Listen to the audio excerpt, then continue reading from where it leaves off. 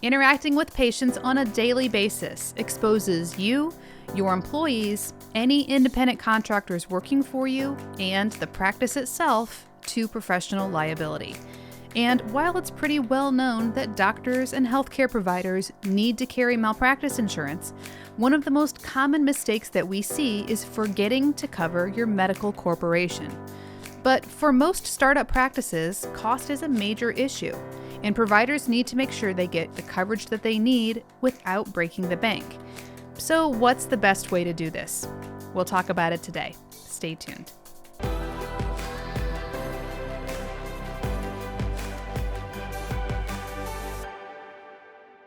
Welcome to Malpractice Insights, the show dedicated to helping healthcare professionals understand medical malpractice insurance and providing you the solutions you need so that you can get back to the work of practicing good medicine.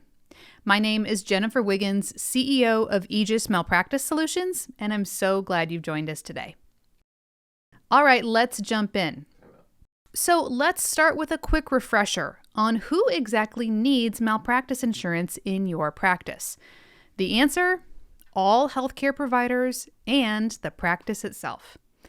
In the event of a malpractice claim, many people can be named, including the name on the door. Corporate malpractice coverage is a frequently overlooked item when determining who needs to be insured in your practice. Your business entity has vicarious liability exposure, which means that it is responsible for the actions of anyone working on its behalf. That includes you, your staff, or any independent contractors that you may have working for you. When you obtain malpractice insurance for your business entity, make sure that all legal business names are covered under your malpractice policy. This includes DBAs or any legal entity name that is affiliated with your practice.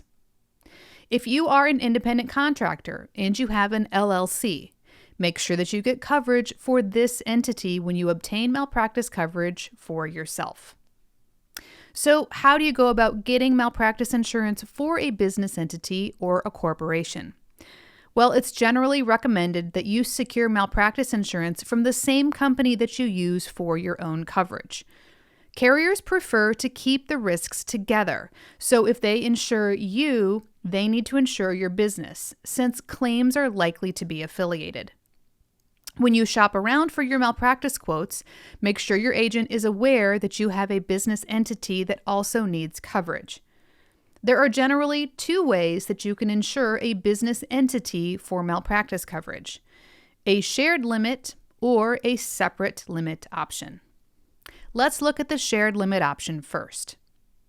If you are a solo provider, meaning the only doctor working at the practice, most malpractice insurance carriers will allow you to list your business entity on your insurance policy at no additional charge. This option provides shared limits coverage for you and your entity. If, for example, a patient sues you, Dr. John Smith, and your business, Smith Medical Clinic, and then let's say your policy has a $1 million limit per claim, then you and your business will share this coverage for any claims made against both of you.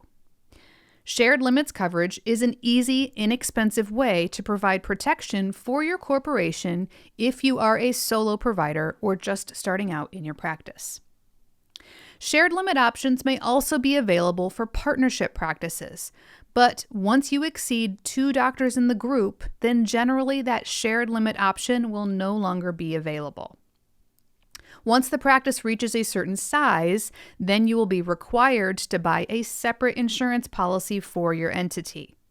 But having a separate entity policy also affords you some additional coverages that may make it worth setting up sooner rather than later. If you purchase a separate policy for your business entity, this gives your practice its own insurance policy with its own set of limits. So if you, Dr. John Smith, have a $1 million, $3 million limit, and then you buy a separate policy for Smith Medical Clinic with another $1 million, $3 million limit, then each of you have your own insurance policy with your own separate limits in case you're both named in a claim or a suit. Separate entity coverage also provides a wider range of protection for mid-level providers in a group. Most malpractice insurance carriers allow all classes of allied professionals to be insured under the corporate policy at no additional charge. This is beneficial to doctors because they are no longer sharing their individual policies with their staff, but rather it provides a separate set of limits to cover the entity and all non-physician staff that are working under it.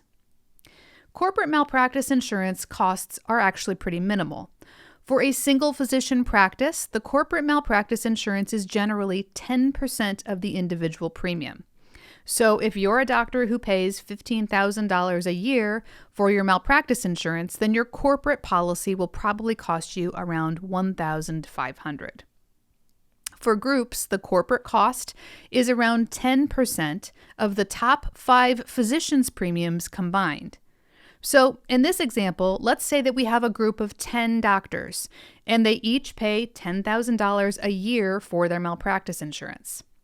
Well, the corporate malpractice insurance cost would be around $5,000, which is $10,000 times 5 doctors, which equals $50,000 times 10%. The corporate malpractice insurance policy extends coverage on a shared limits basis, and coverage is generally limited to the acts done within the scope of employment. So when an allied provider leaves a practice, they typically do not need to purchase tail insurance since they were sharing the policy with their employer.